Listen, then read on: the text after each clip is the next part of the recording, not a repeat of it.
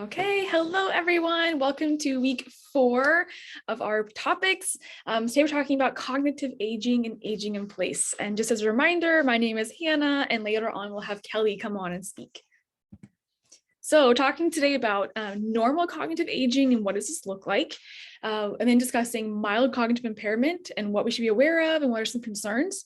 Again, the benefits of exercise as always, and then Kelly will come in and talk about aging in place and what is the importance of aging in place and some modifications that you can make in your home to live safely by yourself. All right, so let's jump into normal cognitive aging and what this looks like. So today we're going to talk about 2 different forms of cognition. There's this idea of crystallized intelligence and fluid intelligence. So crystallized intelligence, this is our overlearned, practiced information that kind of just accumulates over time. And our crystallized intelligence remains stable or even improves over the lifespan. An example of crystallized intelligence is vocabulary. So as we get older, our vocabulary toolbox actually grows. And so is our general knowledge just of information about every day also grows and remains stable. Then we have fluid intelligence. This is our executive functioning, our processing speed, memory, problem solving. What we see here is that with fluid intelligence, typically it peaks at age 30, and then we see a natural decline with aging. It's just part of the natural process. So breaking down fluid intelligence and what all it encompasses. So we have processing speed to start out with. This is the time that is required to process information in your environment. So being asked to do a task by your boss and then having to perform that task. The amount of time that your brain requires to take in information and then act on it, that starts to decline over time. Then we have attention, our ability to concentrate and focus on a specific stimulus. This becomes more difficult, especially when we're having distractions in the environment or we're performing complex tasks. So if you're in a discussion with us, for example, Kelly and I, and you're in the gym and there's music everywhere and people are working out, that's a lot of distractions happening in the background. So being able to attend to our discussions becomes a little more difficult over time with aging. Lastly, we have memory, so the ability to restore and retrieve information from our brain. This is definitely a common complaint of older adults that we see, and we're going to break down different types of memory. So we have declarative memory and we have non-declarative memory. Declarative memory, this is a recollection of facts and events that you accumulate over your lifespan. And within declarative memory, we have what we call semantic and episodic. Semantic is an accumulation of general knowledge. So the grass is green, the sky is blue, Washington, D.C. is our capital, who's our current president, all of that jazz. Then we have episodic. This is our long-term memory of our personal experiences, graduation, weddings, big life events. What we see over time is that our semantic memory remains stable. So our general knowledge remains stable or even improves as we accumulate knowledge over our lifespan. The episodic, our personal experiences, that remains pretty stable too until older adulthood. We start to see some decline in remembering those big life experiences that we've had in our past. And then for non-declarative memory, these memories, they operate automatically and they incorporate our cognition and our motor planning. And an example of this is procedural memories. These again combine motor and cognition, and what this looks like is riding a bike, riding a horse, driving, tying a shoe. These skills typically do not get lost over time, and you can maintain your procedural memories. So this is an overwhelming slide, but we're going to break down what's going on here. So on the left-hand side, we have what declines with age. And then on the right-hand side, what remains stable. So we're going to break that down. So on the very top left, we have what's called delayed free recall. So, or the retrieval of information from memory without a cue. And what I mean by this is when you go to the grocery store and you don't have a list, it's very difficult or becomes more difficult with aging to just remember what you needed in your home. So having a list is definitely helpful to have as a cue, and without that, it becomes more difficult with time. Okay, on the right-hand side, What remains stable with age? Our recognition memory. So if you did have that cue or that visual that you can refer to, this would definitely help you remember, oh yeah, I need that. Oh yeah, I need that. I'm missing coffee at home. So that's just an example. Having a cue is definitely going to remain stable, and that's good. All right, back to the left, we have what's called source memory. So knowing the source of learned information, this starts to decline with age. An example of this is remembering where you learned a fact. Did you learn it from a TV show, a newspaper, an article that you were reading? It becomes more difficult to remember where you learned something.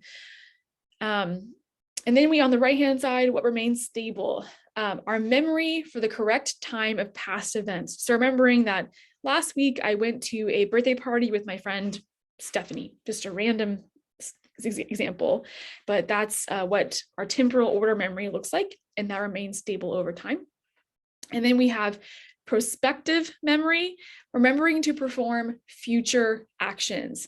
It becomes harder for us to remember to take medicine before bed, as an example. So we often will rely on cues or some planners like a pill organizer to help us stay on top of our medications. And this is an action that becomes more difficult with age. What remains stable, we talked about this earlier, but our procedural memory and remembering how to ride a bike, all that jazz. So here we have some examples of our executive functions. There are 11 of them, and executive functions are included within our realm of fluid intelligence. And so again, our fluid intelligence starts to decline after age 30.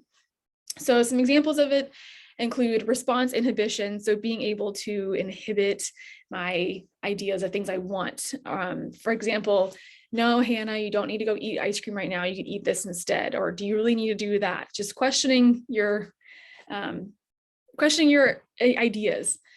And then we have emotional control, sustained attention, task initiation, time management, metacognition, which means thinking about thinking. And an example of this is thinking about ways that you learn best as a student.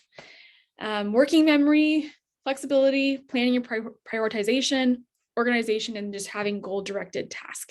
So in general, all of these areas start to decline with aging, but again, that can happen late adulthood.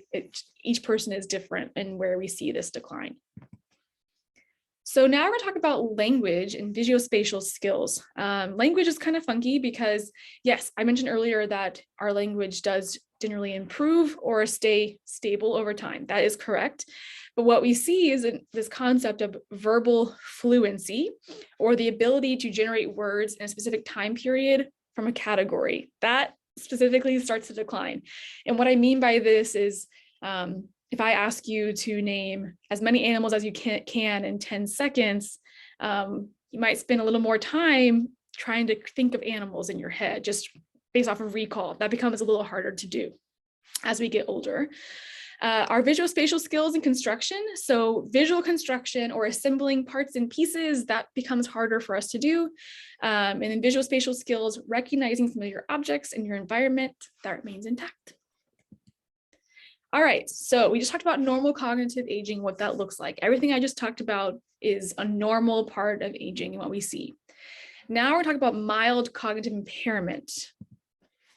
So what is mild cognitive impairment? This is the stage before the onset of dementia, typically.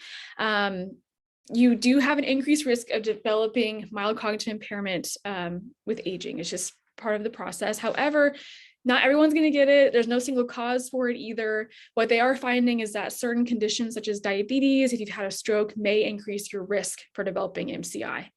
Some signs symptoms to be aware of: if you are frequently losing items, that your personal belongings, that's a concern.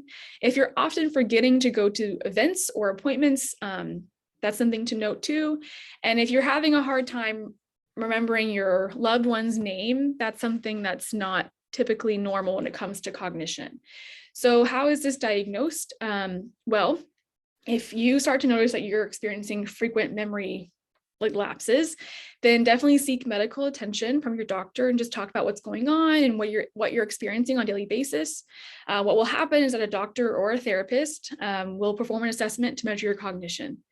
And from there, what they'll do is after a period of 6 to 12 months, they'll continue to track changes in your cognition to see if there has been any changes over a period of time, if it's getting better, or if it's getting worse. And MCI can be reversed. It's not something that you have and you just continue to decline. That happens to some people, but it's important to note that it can be reversed. And we're going to talk about some ways to improve brain health later on. So now we're talking about what is healthy aging, what's mild cognitive impairment, and compare. So it's supposed to be like me ask you and you tell me what it is, but we'll go through it now. So the first example, occasionally forgetting a date, word, or appointment. This is considered healthy aging. That's totally normal. If you have a slight difficulty paying attention or multitasking, that's healthy also, A-okay. If we forget an important information like a name of your loved one, a good friend, that is where we see potentially mild cognitive impairment. If we start to struggle with complex tasks like meal prep, laundry, home management, mild cognitive impairment. For the most part, these are just some examples. So now we're going to talk about MCI and dementia. So what research tells us is that 10 to 20% of people with diagnosed MCI go on to develop dementia in a 1-year span. It's important to note that not every person who has MCI is going to develop dementia or Alzheimer's. This is just a small portion that they're seeing. And yes, I mentioned this earlier, but symptoms of MCI can stay the same and be maintained or improve, which is awesome. There is more research that needs to be done to figure out why we go from having MCI to develop then Alzheimer's or dementia. More work needs to be done there to figure out that correlation.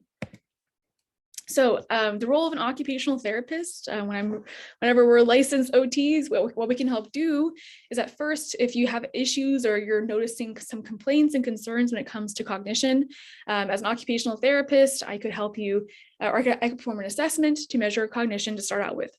Based on the results of that assessment, then we can talk about what are your concerns? Are you having difficulty with dressing yourself, bathing yourself, taking care of yourself in the home? Are there any safety concerns to be aware of? So we can address your concerns in the home and figure out how to help. And later, Kelly's gonna talk about aging in place and give you some good ideas that are beneficial and especially with safety. We can also help to remediate and compensate if needed to change the task or your environment to make it a safer place to perform your activities of daily living.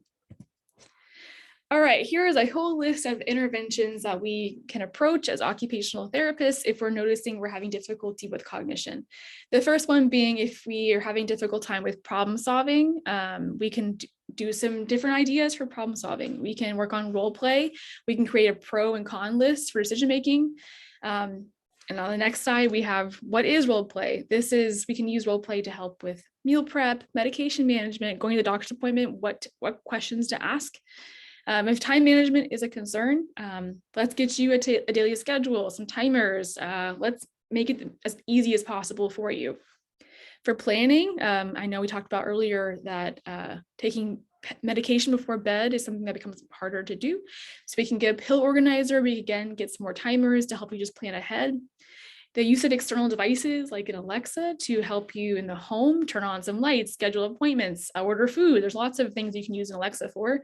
Modifying your tasks and environments, again, to make it better and safer for you to increase independence. So the benefits of exercise, let's get into it. So physical activity, this is a non-pharmacological approach to help maintain, delay, or even improve our brain structure throughout life. And what we're finding is that even just walking for 30 minutes, 3 to 4 times a week helps to reduce dementia risk by 30 to 40%. That's a lot. And also engaging activities like dancing, biking, and swimming have shown to help improve our brain health by increasing blood flow to our brain. And also research has found that through functional MRIs, that brain function in physically active older adults actually can resemble younger adult brains. So that's pretty cool to note. So being physically active is definitely important when it comes to brain health. So now we're going to break down ways to build an active mind and a healthy brain. Number 1, social support. Social support is definitely important. It's help with keeping ourselves mentally and physically healthy, maintaining those connections with your loved ones, any friends in your community. And that's why TriFitness is definitely a special place, because it's a strong sense of community here. And that's definitely important. Next, we have sleep. So it's important you have a regular sleep schedule, because sleep's important for our brain health. And if you're noticing that you're having a hard time falling asleep or getting to staying asleep, then exercise has been shown to help improve sleep overall. So definitely get your exercise in. Ways that we can stimulate our mind: trying out new and challenging activities like journaling, word searches, computer games, puzzles, reading. There's lots of things out there you can do to keep yourself sharp. We also have controlling our chronic conditions. So if you do have a chronic condition such as diabetes, high blood pressure, high cholesterol, this can increase your risk for dementia or some cognitive changes that we can see. So it's important to stay on top of your condition and see your doctor regularly to stay on top of things. I mentioned this earlier, but the importance of physical activity and making sure that to get that recommended 150 minutes of moderate intensity exercise per week. This is something we might not think about a lot, but having a positive outlook on aging. This is difficult to just do, but it's important to have a positive concept of what aging looks like, so we can enjoy these years of late to older adulthood, and so changing our concept of what aging is. And then lastly, nourishment, limiting our processed and packaged foods. And definitely it's important to choose whole grains, leafy vegetables, legumes, and fruits. And next week, Kelly will be talking about nutrition. So there's lots of information to be said about nutrition and how to add that into your daily lifestyle. So next we have our references, and Kelly will be coming up just now with our aging in place. Thank you all very much.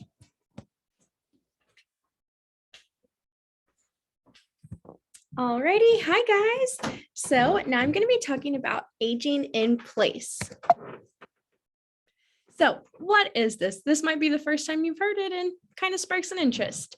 So it's the ability to live on oneself in their own home, the community, independently and comfortably, regardless of your age, income, or ability level. So it's important because as we age and we begin to experience frailty.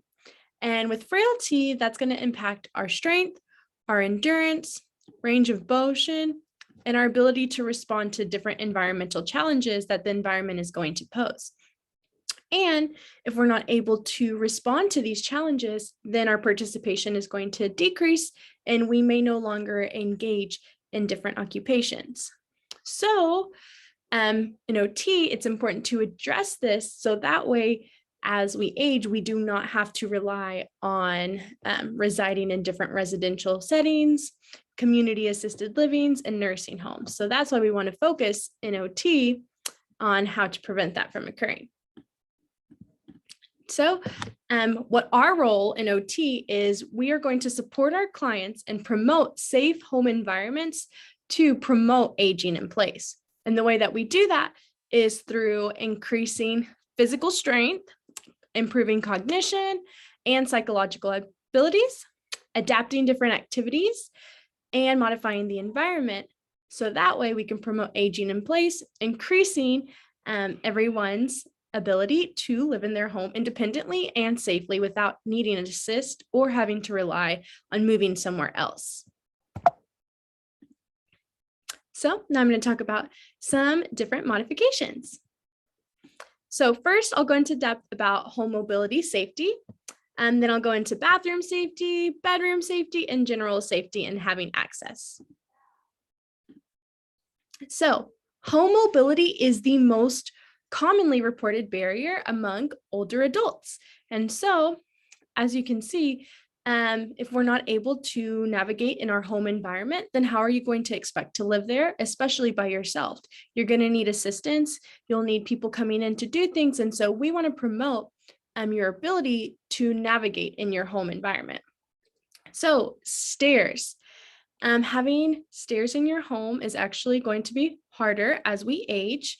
It's having multiple story homes, so 2-story homes. If you have everything upstairs and you're no longer able to get up the stairs, then it's going to be difficult to walk and get to your bedroom. And so we recommend that you have everything on the first floor. Also, if you have damaged railings, that can also affect your ability to hang on sturdy and walk the stairs. And then, sometimes people have broken or chipped stairs that can also pose a fall hazard, and that's going to impact your ability to climb up the stairs. So some different modifications that we recommend as OTs is living in a single-story house, or if not, having access to your restroom, kitchen, and a bedroom on the first floor. If you have access to that, then you don't have to worry about climbing up the stairs. Having sturdy railings and safe stairs. If you have a railing, or if you walk up on the side that has the railing, you're going to be able to hold onto it and you'll be safer. And then that way you don't have to worry about your balance being off. And then having contrast between stairs. Often we have stairs the same color, and that can actually, for people who have low vision, impact their ability to climb upstairs. And so having a contrast between the step and the bottom part, that will help you see the stair better. So that way you can clear the stair. And then having non-slip rubber tread on top of the stairs, especially if it's wood or tile, that's going to help your balance. And then for lighting, whenever you live in areas that are not well lit, you have old lights and it's really dark, that's going to impact your ability to navigate your home. So some different modifications we recommend is having LED bulbs, so bright lights, and then sensory detected lighting throughout the house. That's going to help you be able to navigate your home better. Some fall hazards, we had talked about this a little last week. So pets, loose rugs, obstacles and walkways, and damaged floor. Those are all hazards. And so what we want to do is declutter, tape down those rugs, and remove any obstacles in your house. And then for accessibility, having elevated thresholds, if you're not able to clear steps, having to walk above a threshold can be difficult. And so some different modifications is having no step threshold. That'll be easier. You won't have to clear anything, especially when you're in a wheelchair or using a walker or a cane. Having no thresholds will be easier. And then decluttering your entry and exit ways. Whenever you're not able to even get inside the door because of clutter, that's a problem. So you want to declutter. And then having wider entry and exit ways is going to promote aging in place, and it's going to help you navigate your home environment if you're using a wheelchair, and also if you have a cane, or even you just need more space. Decluttering. So many older adults have reported having unneeded items. I know I even do this. And they wanted to remove them because it's interfering with the function of their home. So I want you to just look at this picture. Very aesthetic living room. It looks pretty, but there's actually some fall hazards in this picture. So as you can see right here, they have a rug. It's not taped down. That can be a fall hazard. Right here, there's an electric cord in the way, also a hazard. The skirt of the couch, it's actually a little long, and so your feet can actually get tangled up on it whenever you sit up. And if you don't have good balance, then you can fall. They have cushions right here on the floor, so that can be another fall hazard. They have this blanket here, that can be a fall hazard. And then these, the legs of the chairs, they're extending, also fall hazard. And then the threshold, it's a little higher. So for someone who has difficulty navigating around a home because maybe they're weak, maybe they are likely to fall, these are just some different hazards to consider. And then right here above, the decorations, cute, but if they fall, that can also be another fall hazard. And then this is a picture that of an older adult's home environment, and this is what we want to prevent from occurring because this is totally interfering with the function of the living room. You can't even get in, you can't walk through, you can't even use the couches. Scary. We don't want anyone to live like this because that is definitely going to impact your ability to live in your home independently, and that can increase your risk of falling for sure. So a decluttering checklist, if this is important for you, where you can start is a nightstand and flat surfaces. Just start, take everything off. These pictures show great examples of not having anything in the way of walking. And so this is important. We want to maintain free space, a lot of space, so that way, if you're using a wheelchair or a cane, you can navigate safely. So clear everything from the nightstand and flat surfaces. Remove items that don't belong in your designated area. If you have things from the kitchen in your bedroom or vice versa, get rid of them. Get rid of unnecessary decor. We know that it's cute, but we want to be simplistic. The less, the better, especially for proper aging. And clean underneath your bed and add storage. If you want to use the bottom of your bed for storage, that's okay. Just have everything in bins, so that way it doesn't pose a fall risk. And then organizing your drawers and cabinets. So these are just some different things to look at whenever you want to declutter. So now we're going to go into bathroom safety. So I provided some pictures of just some different modifications that you can make in your bathroom to promote aging in place. So having a walk-in shower is definitely the best option for people who use wheelchairs, for people who aren't able to get up and shower by themselves, but we know that's not always affordable. And so some different things that you can have is having walk slip resistance tape or safety strips outside the shower. So if you have difficulty with balance, then you can just have your feet there, and it's going to prevent you from falling and slipping, because we do know that showers are very wet and that can be dangerous. Having a non-slip bath mat in the shower is also very good for whenever you're standing. We want to prevent falls as much as possible. And so having this non-slip bath mat, it will really help with sturdiness when you stand. A raised toilet seat. If you have difficulty sitting down, if you notice it's hard to sit down and squat, then having a raised toilet seat is going to decrease the area that you're sitting. And so you won't have to sit down as far. And so this will help a lot. And it even comes with the grab bars on this side. So it'll be easier to lift up and sit down. Very safe way to use the restroom. And then having a shower tub, a shower bench, or a shower chair. If you're not able to stand up for the whole duration of your shower and you want to still shower by yourself without needing assistance, then we recommend using a shower bench or shower chair or tub bench. So that way you can still shower on your own. And then installing grab bars. We totally recommend installing grab bars, but by a professional. On Amazon, I know that they have some and you can get them there, but we do not recommend the suction grab bars because they are not safe, they're not sturdy, and they won't last a long time. So if you get grab bars, just make sure that they're installed professionally. But we recommend having them by the toilet and by the shower. So that way you can use the restroom and bathe independently. And then if you're not able to reach the bottom of your feet, maybe you have a lot of back pain, maybe you're not able to reach just with your arms. If you have silicone foot scrubbers, then you don't even have to worry about that. You can just put soap on the scrubber and then you just rub your feet, just like in this picture right here. And then you don't have to worry about having to bend over to wash your feet. Now for some bedroom safety tips. So first and foremost, you want to position your bed against a wall. This is going to reduce your risk of falling out of bed. If you have the bed on the wall, then you'll only have to worry about one side, and then the likeliness of you falling is lowered. Wireless controls. Alexa, she is awesome. And they also have different Amazon Alexas.